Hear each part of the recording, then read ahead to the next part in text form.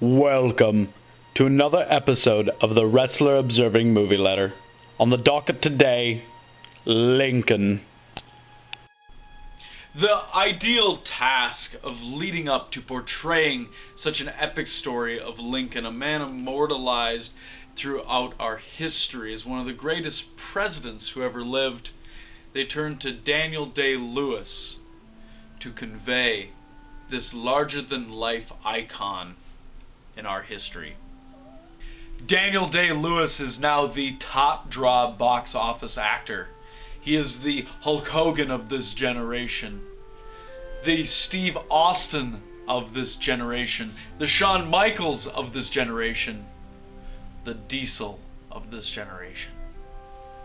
Lincoln made me feel like I was watching a very highly stylized independent production. From generation to generation, Lincoln's accomplishments we have heard, from his freeing of slavery. Are we still living in an era where we don't have any modern icons, that we have to focus back to the heroes of yesteryear? To his epic speeches. I felt the movie was a great example of how dialogue can help progress a character, such as when Triple H in the early 2000s would start each show with a 20-minute promo. To his role in presidency. Though Daniel Day-Lewis gives a main event performance every time, I can't help but feel that it is all the same. To his untimely death, John Wilkes Booth is the ultimate heel.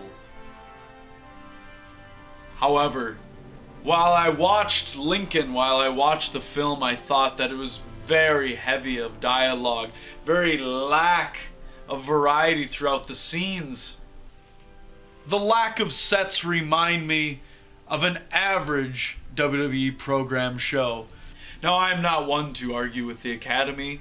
I'm not one to argue with the Oscars and the nominations that they've bestowed upon this movie. But if it were up to me, and on my grand scale of Corbins, I'd only give it 2.5 Corbins out of 5. Whether you get Oscar fever, you're drawn in by the buzz, and you're believing the hype, let me be the eyes that decipher through what you should see and what you should spend your money on at the theater. For I will continue to help you.